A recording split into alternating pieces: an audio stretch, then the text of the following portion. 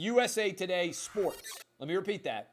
USA Today Sports has a story up yesterday that read as follows. When watching Supreme Court nominee Judge Ketanji Brown Jackson endure racial insult after insult during her confirmation hearings over the past few days, one person kept coming to mind, Jackie Robinson. Let me repeat this. This is from USA Today Sports. They did an entire column about how Judge Ketanji Brown Jackson, who was enduring racial insult after insult. By the way, she did not endure a single racial insult. She was asked questions about her record as a judge, which is what the Senate Judiciary Committee should do. That's their job.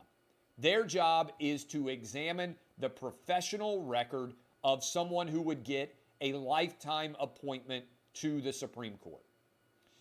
No racial insult at all was directed towards her. Why in the world is everybody so desperate to draw analogies to Jackie Robinson all of a sudden in the sports media? Leah Thomas is Jackie Robinson, the Penn transgender swimmer. Judge Ketanji Brown Jackson is Jackie Robinson.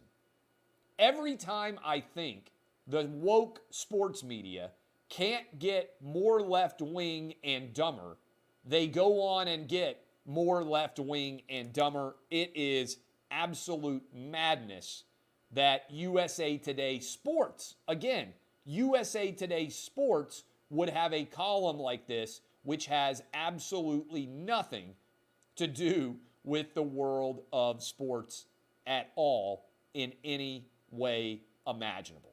All right? It's just absolutely crazy to even think that you could make that argument in this context. Speaking of which, speaking of ridiculous and absurd arguments, the Washington Post came out and argued, and I want to make sure I get this right because it's not just the Washington Post, it's the Washington Post editorial board. So in theory, these are a large group of the most intelligent people out there, okay? These are a huge collection of otherwise intelligent people debating and discussing the issues of the day.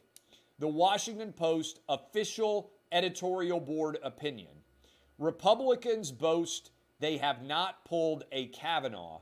In fact, they've treated Jackson worse. This is an impossible argument to make if you have a functional brain.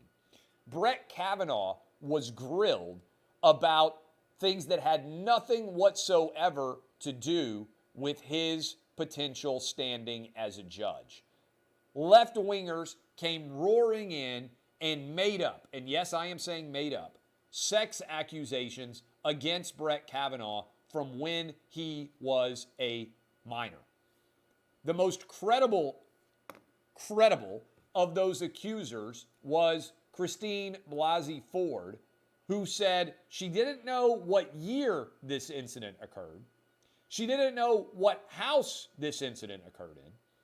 She didn't know how she got there or how she got home, but she says that Brett Kavanaugh sexually assaulted her at a drunken party when they were both teenagers. The people that she says were at the party have no recollection of ever being there. There is no evidence other than this uncorroborated story that Brett Kavanaugh ever met Christine Blasey Ford. And even if you accept every allegation that she made as 100% true, there is not a crime that would have occurred.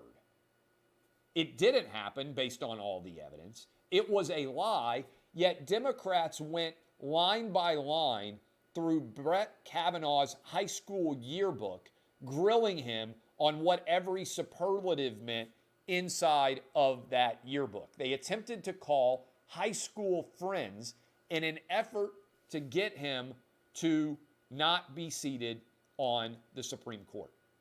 The way that Brett Kavanaugh was treated can only be compared, interestingly, to the way that Justice Clarence Thomas was treated in terms of currently seated Supreme Court justices.